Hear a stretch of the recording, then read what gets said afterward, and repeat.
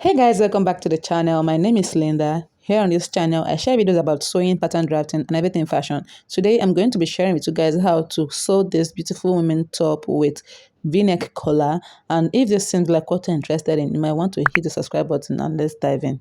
So here on my work table, I have my pieces laid out, my fabric laid out, and I just folded my fabric into two pieces. I have the front and the back piece already, and the next thing I'll be doing is to check the length of which I want to work with. So the length of my top is basically 25 inches and I have 26 inches here. I have half an inch up here for the shoulder slope, and I have 1 inch below like this for the hemming. And then the next thing I'll be doing right now is just to take the shoulder measurement, which is 7.5. We're marking it right there, and from there I'll be coming downwards by 1 inch for the shoulder slope. After that, I'll just go ahead and roll the line across. So now I'll just go ahead and also add half of an inch at the top like this for the shoulder stitches, for the shoulder joining, and that will enable me to just join the shoulder. Okay, now I'll just go ahead and measure 8 inches for my armhole measurement. So half of my armhole is 8 inches. I'll just go ahead and mark the line here, and from there I'll be rolling a line to extend it outwards. And I'll also go ahead and roll this part like this. And this is the back armhole I am drawing for now. Then later I will trim out the front armhole for the pattern that goes for the front piece. And the next thing I did was to connect it with my curve roller to form the armhole curve. Now, placing my tape rule from the tip of my fabric like this, I went ahead to measure the bust point, the waistline, and then the length of the top. Although I'm not going to be making use of the bust point, so the next thing I did was to connect the waistline like this, and then also connect the hip line for the length of the top like this. After that, I'll be placing my horizontal measurement for the body. So now for my chest line, which is my bust point, the bust area, I'll be making use of the bust circumference divided by 4. So for her own case, I have 8.75, and I just marked it around there. And then for the waistline, circumference of her waist divided by 4 is what I am marking. So we have 28 inches divided by 4, which equals 7 inches. So I'll just go ahead and mark it this way. And then for the hip line, I'm marking 9.75 for the quarter of the circumference, and that is all for the body. So next thing I will do right now is just to connect it with my ruler. So after that, the next thing I'll be doing is to add half of an inch all the way around the side. This is because it's a free top. It's not supposed to be tight since there is no zipper allowance and there is no zip. So after connecting this part, next thing I'll be doing is to add 1 inch more for the stitching allowance, and this equals 1.5 inch all together. And I'll just go ahead and connect these lines together with my ruler once more.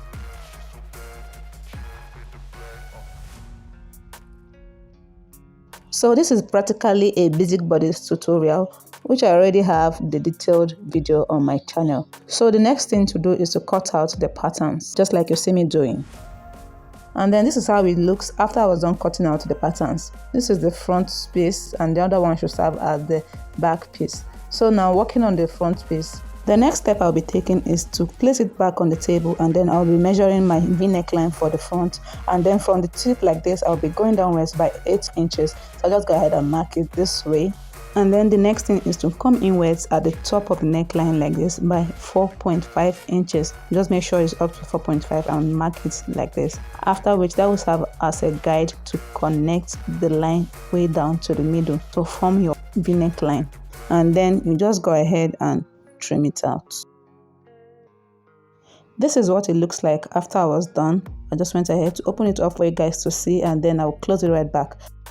From there, the next thing I'll be doing is to measure this part and see what it gives. And I'll go ahead and cut out a long piece of fabric like this for the collar. So for the measurement, I have about 28 inches long, and for the width is 3.5 inches. So I'll just go ahead and measure 3.5 inches here all the way down. So for the down part, I will not be measuring 3.5, but first of all, let me go ahead and cut out 2 pieces for this particular collar.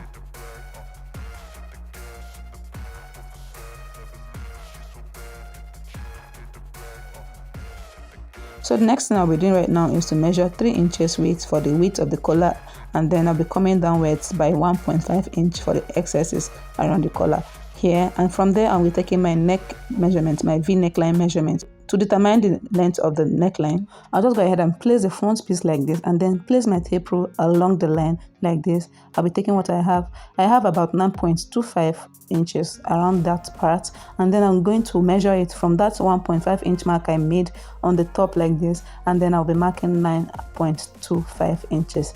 I'll also go ahead and do the same thing on the other part. And at the lower part of the collar, I'll be measuring 2 inches for the tie and then roll the line diagonally with my long ruler to connect it, and then cut it out as well.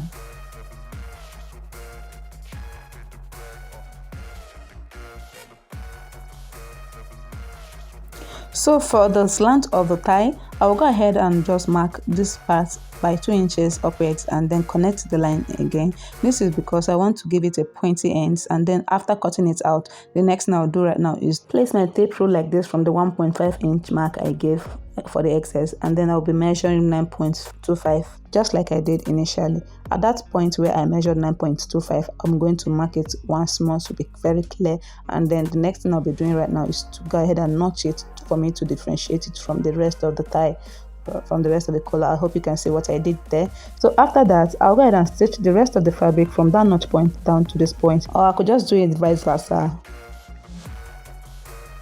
So guys, this is what it looks like after I was done with the stitching. I hope you can see clearly. And then the next thing I'll do is trim out this part for the edges so that I'll be able to turn it inside out.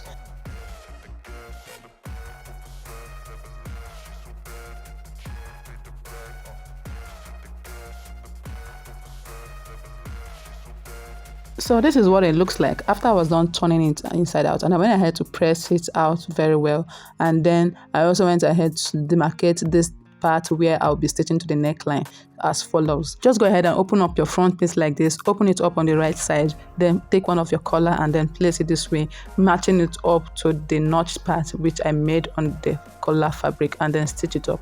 Also do the same thing on the other part, let it be in a crossed pattern like this, and then stitch it up on the same side by 0.5 inch. So this is what it looks like after I was done stitching them up. I hope you can see that, and then you can see that the excesses are over the shoulders. So this is because I want to get my shoulder slant. That is why I gave about that 1.5 inch. So the next thing I'll be doing right now is to notch the middle part like this so that I'll be able to top stitch and turn the collar part halfway inwards. So this is what the notch point looks like. To top stitch the collar on the front piece, just go ahead and fold it this way towards the table, and then you're just going to stitch it this way, almost by 1/4 inch on both sides. And then after I was done, I turned it inwards a little bit, and then I went ahead to press it very nicely.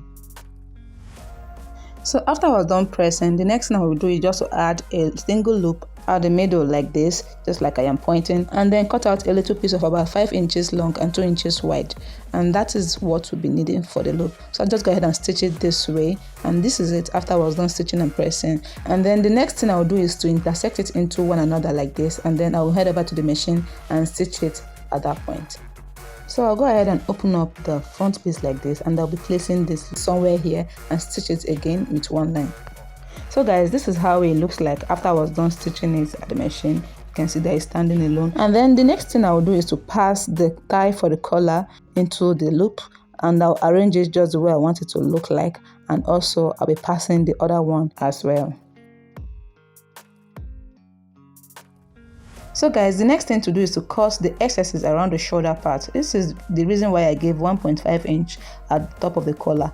I hope you understand this now. So the next thing to do is to work on the back piece. I'll go ahead and trim out the neckline for the back, and then I'll be using the shoulder parts for the front to work on this. So I'll be placing this part of the front piece on it, and then measure what it gives, and from there I'll be placing my curl roller and then roll the line to draw out the neckline for the back, and this should be about 1 inch or less. And then next thing to do is to cut out the facing for the back. The easiest way to do this is just to go ahead and fold it into half like this, and then you are going to make a crease line in the middle by pressing it with your iron like this. And after that, you're just going to take this part of the back piece and then fold it on top of the little piece of material, and then you're going to trace out the neckline starting from the shoulders. So after trimming out the top of the neckline, it's time to go ahead and work on the size of the turnover. You can use from 3 inches to 5 inches to work on that. So I'm just using a measurement of about 3 inches wide to do that, and I'm connecting it with my curve ruler just like this to follow the neckline. And then there you have it. I have my turnover piece for my neckline. So after that, the next thing I'll be doing right now is just to go ahead and stitch the neckline. Be placing them right side to right side facing each other, and then I'll head over to the machine and then stitch it by 0.5 inches just like I am pointing. So guys, there you have it. I already went ahead to top stitch on it towards the lining part, and then I also notch it all around, and our neckline is ready. So the next thing I'll be doing right away is to stitch it at the shoulders. So before doing that, I'll just go ahead and give it a rounded corner at the lower part. And I'll start by folding the both pieces into 2 equal half, and then I'll be using my curve ruler to trim out the excess for what I need. You can just go ahead and measure 2 inches or 2.5 inches upwards. Remember that we'll have our sewing allowance there as well. So now I'll just go ahead and place the front piece like this, right side facing up, and then place the back piece on top of it, right side to right side facing each other, and then stitch the shoulders like you see me pointing. If you don't understand what I'm doing, just go ahead and watch the video to get it right.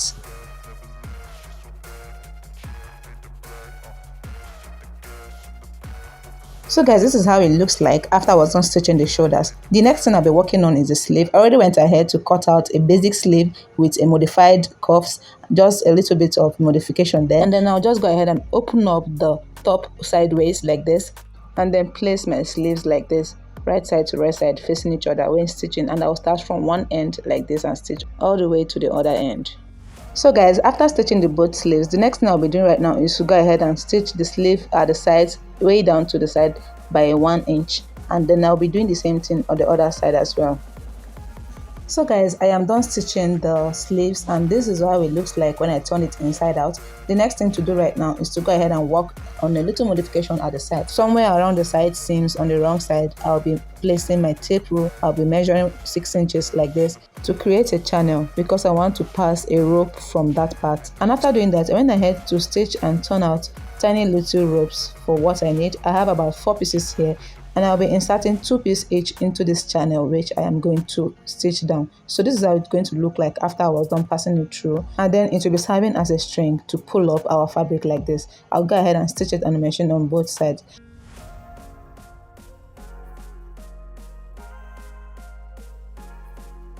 So after passing this one through, I went ahead to tie a knot at the end like this, because for now I don't want to stitch it down. Just go ahead and stitch it down if you want, but I'm going to be making a knot there because I don't want it to pull out.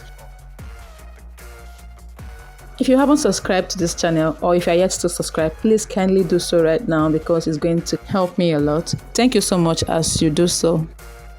So guys, this is how it looks like after I was done with the strings, and then I went ahead to draw it upwards. This is the end of our video, and this is how cute our top is looking like. If you like this video, kindly give me a thumbs up, turn on your notification bell, and then hit the subscribe button. I'll see you guys later.